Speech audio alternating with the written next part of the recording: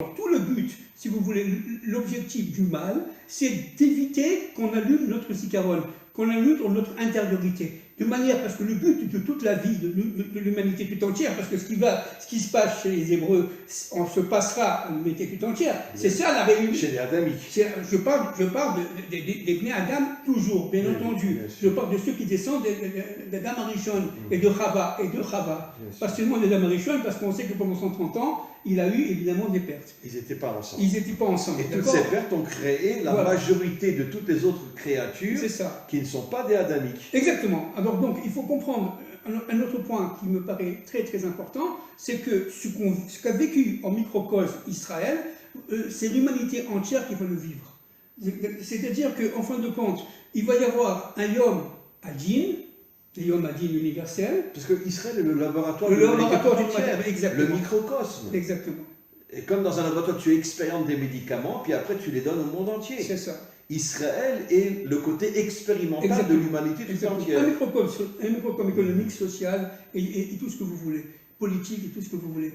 Et donc, ce qui est très intéressant, c'est qu'Israël étant un microcosme de l'universel, eh bien, a vécu pendant des millénaires, n'est-ce pas, chaque année, à partir de Rosh Hashanah, ce que vit le monde au niveau de ce propre exil, parce que le monde est en exil aussi. Et à la fin des temps, il va y avoir la... Sauf qu'eux, ils ne savent pas qu'ils sont en exil, parce que ce n'est pas un exil géographique. C'est un exil intérieur. Exactement. C'est la démocratie. Exactement. Qui nous transforme en moutons. Bien sûr, ce qu'a dit Huxley, n'est-ce pas? C'est ce qu'a dit Huxley. C'est la démocratie qui nous transforme en super moutons, et de manière à ce qu'on ne voit rien.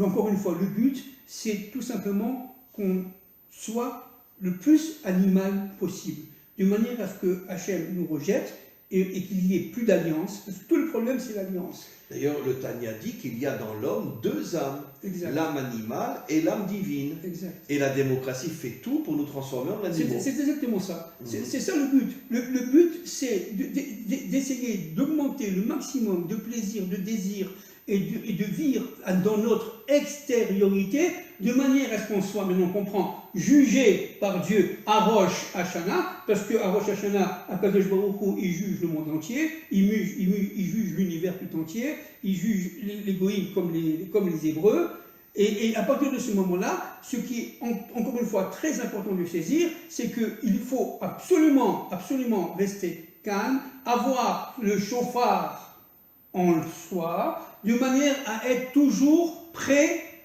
au combat. Alors vous savez que Shofar, c'est Gematria Yerushalayim. Bien sûr. Shofar, Gematria Yerushalayim, pour nous faire comprendre que d'une certaine manière, Yerushalayim retrouvera son intériorité. C'est ça. Et redonnera l'intériorité au monde entier. C'est ça. C'est fou. C'est pour ça que, encore une fois, Esther Panim, ce sont les mêmes otiotes que, en tout cas au niveau des racines, que Pnimiut. Bien sûr. Que l'intériorité. Panim, c'est l'intériorité. Quand Dieu dit « je cache ma face », il veut dire « je cache mon intériorité ». C'est exactement ça. Et le monde tombe dans l'extériorité. Exactement. C'est la démocratie. C'est exactement ça. C'est-à-dire que, en fait, tout notre travail, c'est d'essayer par le chauffard. Et qu'est-ce que c'est que le chauffard? Ce sont les événements qui s'annoncent, les événements, malheureusement, crise économique, crise monétaire, crise financière, crise météorologique. Regardez le nombre de tsunamis qu'il y a, le nombre de tremblements de terre, le nombre d'ouragans qu'il y a dans le monde entier. Parce que Dieu, tout simplement, se manifeste à travers les événements naturels. C'est exactement les makotes, ce qu'on appelle les makotes d'Égypte. Parce que le monde, aujourd'hui, c'est l'Égypte. Maintenant, les makotes d'Égypte, c'était des makotes naturelles. Absolument. C'était des makotes naturelles envoyées par Dieu. Absolument. Pour nous faire comprendre qu'il dirige la nature. Exactement. Donc, encore une fois, il faut saisir l'importance de notre époque. Il faut tout simplement comprendre que ce qui va nous arriver, c'est en fait de compte le chauffard, le grand chauffard. Ce grand chauffard-là est là, non pas pour nous détruire, à Dieu le plaise, chas v'shalom, mais pour réveiller notre intériorité, pour réveiller la lumière qui est en nous, la flamme, Chaim qui est en nous. Qui est éteinte depuis des millénaires. Qui est éteinte depuis le millénaire.